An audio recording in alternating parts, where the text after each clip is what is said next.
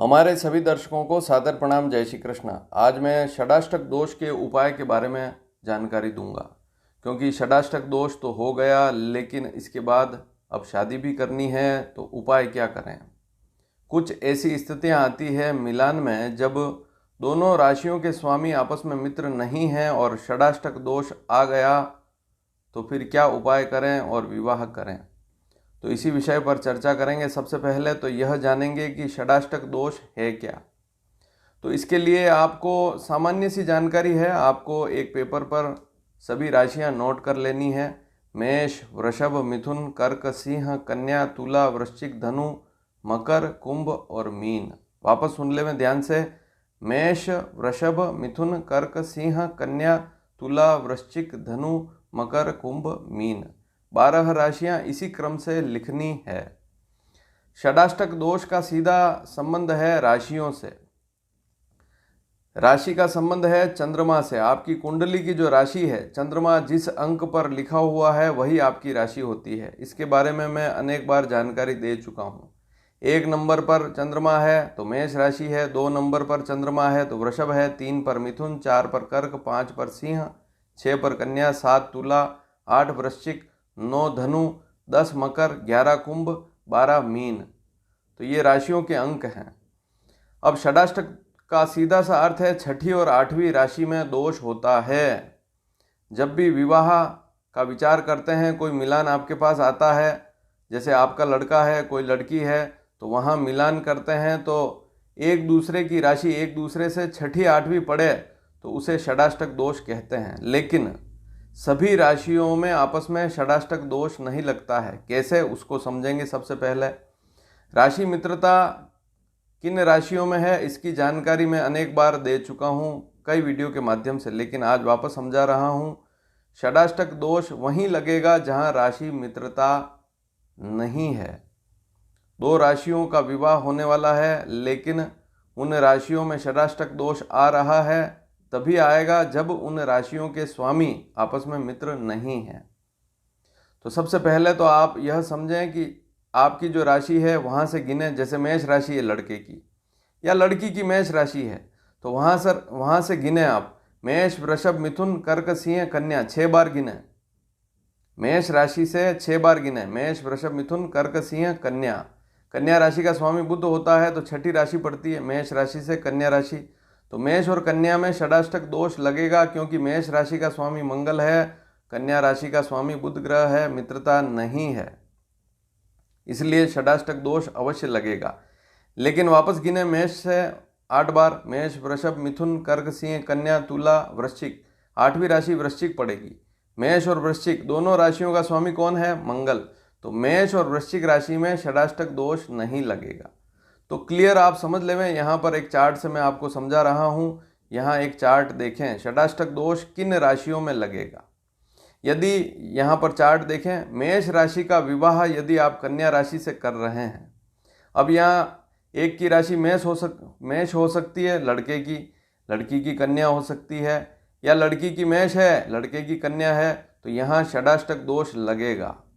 सबसे पहले एक बात और जान लें कि षडाष्टक दोष में होता क्या है। 6ठी और 8वीं राशि, तो आपकी राशि से कोई राशि 6ठी है या 8वीं है, ऐसी स्थिति में एक दोष उत्पन्न होता है।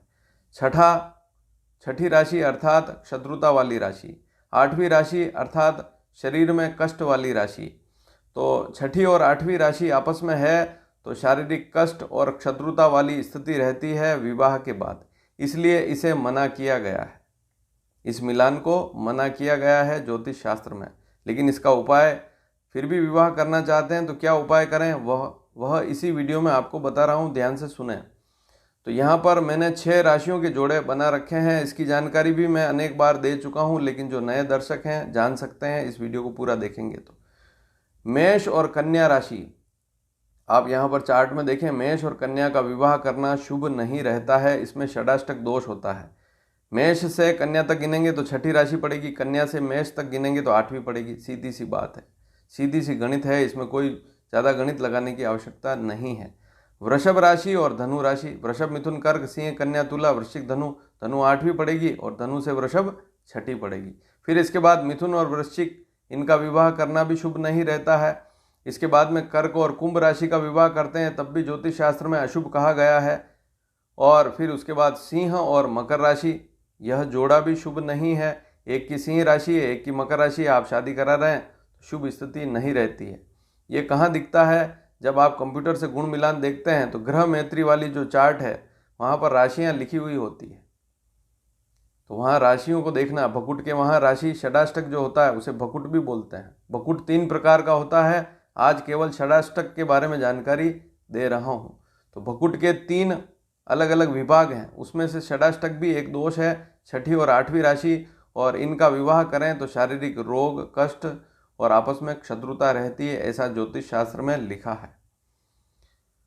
अब अगली राशि है, मैंने आपको बताया कि सिंह और मकर राशि का विवाह करना भी शुभ नहीं रहता है, जैसा कि इस चार्ट में लिखा है। और फिर उसके बाद अंतिम स्थिति है तुला और मीन राशि, इनका आपस में विवाह करना शुभ नहीं रहता है क्योंकि षडाष्टक दोष आता है। अब मान लीजिए पंडित जी ने मना कर दिया, उसके बाद भी यदि आप विवाह करना चाहते हैं तो क्या करें? सबसे पहली बात तो यह कि षडाष्टक दोष के अलावा भी कुंडली को देखना, कुंडली मिलान देखना भी बहुत ज़रूरी है। ऐसा बिल्कुल नहीं है कि षडाष्टक दोष हो गया तो जीवन में अब समस्याएं ही आएगी, जीवन भर समस्या रहेगी या बहुत ज़्यादा पीड़ा रहेगी। कुंडली का मिलान अच्छा हो रहा है, मांगलिक का मिलान अच्छा हो रहा है, दोनों का सप्तम भाव पीड़ित नहीं है, सप्तम भाव का स्वामी पीड़ित नहीं है, सप्तम भाव का कारक पीड़ित नहीं है, लग्नेश पीड़ित नहीं है, अशुभ दशा भी नहीं है, तो मिलान वहाँ पर वैसे भी शुभ हो जाता है। अब केवल इस षडाष्टक दोष के कारण मिलान नहीं हो रहा है या गुण कम मिल रहे हैं, तो वहाँ पर ज्योतिष शास्त्र में क्या लिखा है? षडाष्टक जो दोष है, 6ठी और 8वीं राशि है, ये 6 राशियाँ ही आपस में, ये 6 जोड़े जो मैंने लिखे हैं ये ही आपस में अशुभ कहलाते हैं। इसके अलावा जो आपस में मित्र हैं उनकी अलग बात है, जैसे वृषभ राशि और तुला राशि आपस में मित्र हैं क्योंकि दोनों राशि का स्वामी शुक्र ही है। वृषभ और तुला, वृषभ मिथुन कर्क सिंह कन्या तुला, वृषभ से तुला 6ठी पड़ती है, तुला से वृषभ 8वीं पड़ती है, फिर भी शुभ है, उसे प्रीति षडाष्टक कहते हैं।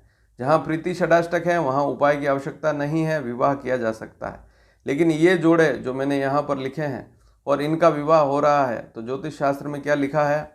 महामृत्युंजय मंत्र का जाप विवाह के बाद नियमित पति पत्नी करते हैं तो आपस में शत्रुता भी नहीं रहती है और स्वास्थ्य भी अच्छा रहता है, कोई दुर्घटना या कोई घटना भी नहीं होती है। इस उपाय को निरंतर करना चाहिए।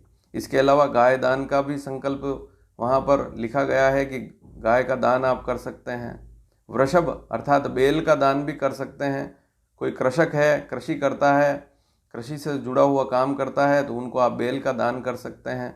कोई अच्छी संस्था है जो गायों की सेवा करती है, क्योंकि आजकल हर कोई व्यक्ति गाय नहीं पालता है, तो कोई अच्छी संस्था है, धार्मिक संस्था जो गाय का पालन करती है, पालन पोषण के साथ साथ उसका रख रखाव अच्छे ढंग से रखती है, वहाँ आप गाय का दान भी कर सकते हैं एक बार।